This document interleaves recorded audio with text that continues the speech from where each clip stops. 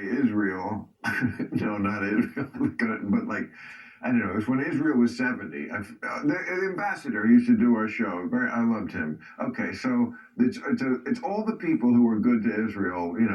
Reinhold Niebuhr and this dude, it's Harry S. Truman, and my dad's in there, and your dad's in here. Yeah. Okay, this is what I want to ask you about because I've heard you talk about this recently, and we don't. Now, on May 26, 1968, your father made a statement that we must defend Israel against aggression from wherever source. Our obligation to Israel, unlike our obligation towards other countries, are clear and imperative. The U.S. should without delay sell Israel 50 Phantom jets. Okay. A day later, Kennedy's strong plea for the defense of Israel appeared in the Pasadena Independent. The article enraged a Palestinian named Sirhan Sirhan. He wrote in his diary, Robert F. Kennedy must be assassinated before June 5th, which was the first anniversary of the 67 Six-Day War in Israel. The Pasadena Independent was in his pocket when he committed the act. He was killed because of his support for Israel, says Kathleen Kennedy Townsend. That's not the case? That's not the truth? Well, he was, Sirhan was involved in the murder of my father, but he did not fire the shots that killed my father. Oh, and didn't he want to, but according to this, is that wrong that he read this story, was enraged as a Palestinian? I mean, it's the idea that the article was in his pocket when he committed the act. Is that wrong? That could be right. And I don't speculate as to what happened. All I say is that Sirhan himself could not have killed my father. And that's what Thomas Noguchi, who is the coroner, by the way, my entire life, I believe that my uncle was killed not by a conspiracy, by a group of people. And I had doubts about that from when I was little, because when the day that we were waking my uncle in the East Room of the White House, and I was standing in the foyer of the White House with my Aunt Jackie and with my dad and my mother. And Lyndon Johnson came in and told us that Jack Ruby had killed Lee Harvey Oswald. For the people who are young people, Lee Harvey Oswald was the person who was charged with arrested for killing my uncle.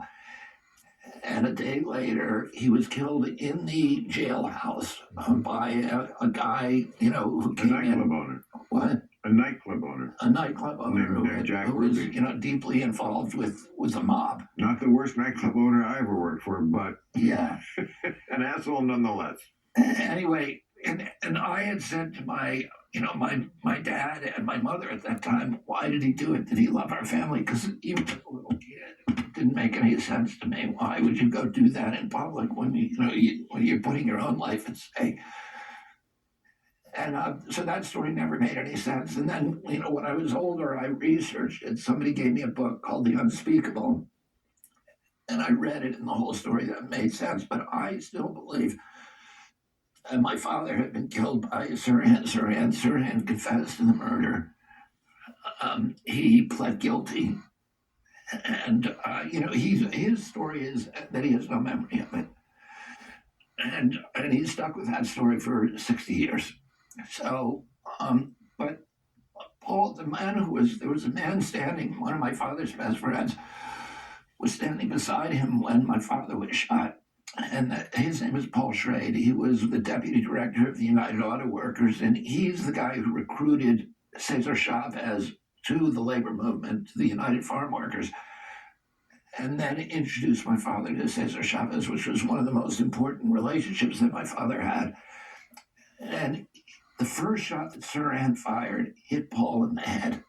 Paul survived, and he just died less than a year ago. And he spent the last 20 years of his life trying to get Sirhan out of jail, because he did not believe that Sirhan killed my father. And I just sort of dismissed what over years, I'd hear that that Al Lowenstein, who you may remember, was trying to get my father, Sirhan out, because Al Lowenstein was a congressman, a great friend of my father's, started the Dump Johnson movement. He was later assassinated himself. He became a congressman, was killed. But he fought for many years to get Sirhan out and get the case reopened because he did not believe that my father was killed by Sirhan. But I never looked into any details. I just assumed there were 77 eyewitnesses. Sirhan killed Robert Kennedy. Right. And then Paul Schrade made me come over to his house one day and read the autopsy report. How did he make me? He told me, you have to do this. And because he was such a close friend of my father's, and because he himself had been shot, I felt like I couldn't say no to him. And when I sat down and read the autopsy report, it became clear to me, as it would to anybody who read that report, that Sirhan could not have killed my father, which is what Thomas Noguchi, the coroner, the most important coroner probably in American history, concluded also and said in his autobiography. And here's what happened, the short story.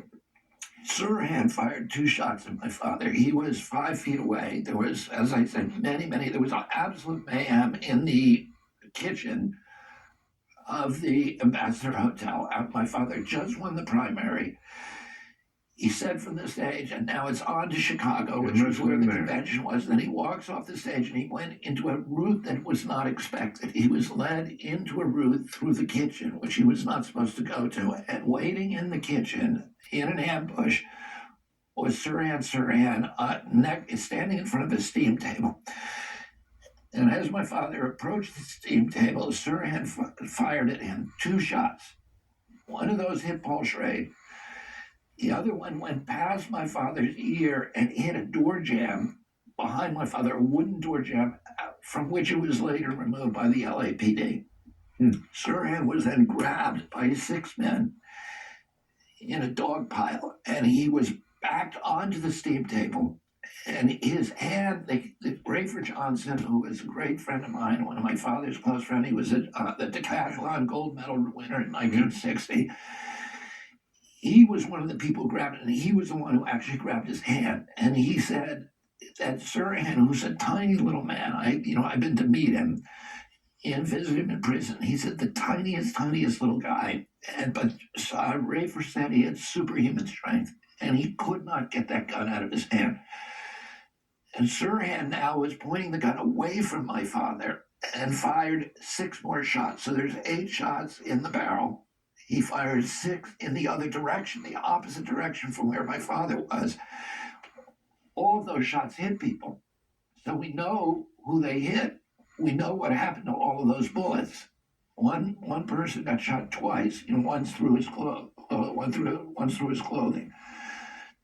And my father was shot 4 times from behind. And so it's the same scenario as Oswald. Well, let me just finish. A patsy and a real shooter. Right. So he was a distractor. And the real shooter was behind my father. He was a man called Eugene Thanes Cesar, who was a security guard who worked for Lockheed. He was a CIA operative. He was a vocal racist who hated the Kennedys. And he had been the one who led my father through the kitchen toward the ambush. He was holding my father's arm. He drew his gun. Right. And my father was shot 4 times from behind. One of the shots passed through the shoulder pad of his, harmlessly through the shoulder pad of his coat. The other 2 were into his back, and then one behind his ear, which was the fatal shot. And all of the shots had an uphill trajectory.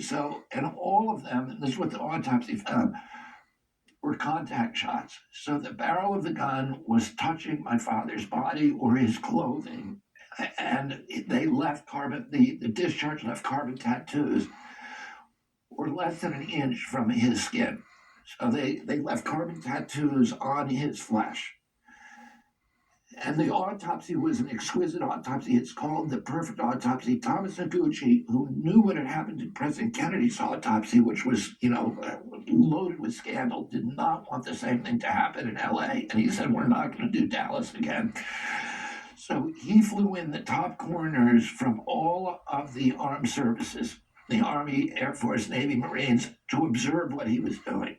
And his autopsy is called the perfect autopsy in the medical literature.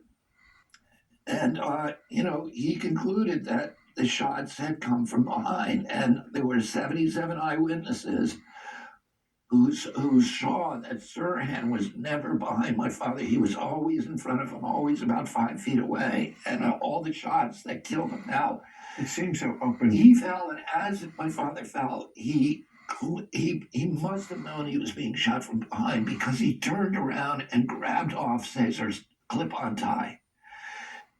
And you can see pictures of him lying on the floor, and he's actually lying on top of Cesar with the clip-on tie in his hand.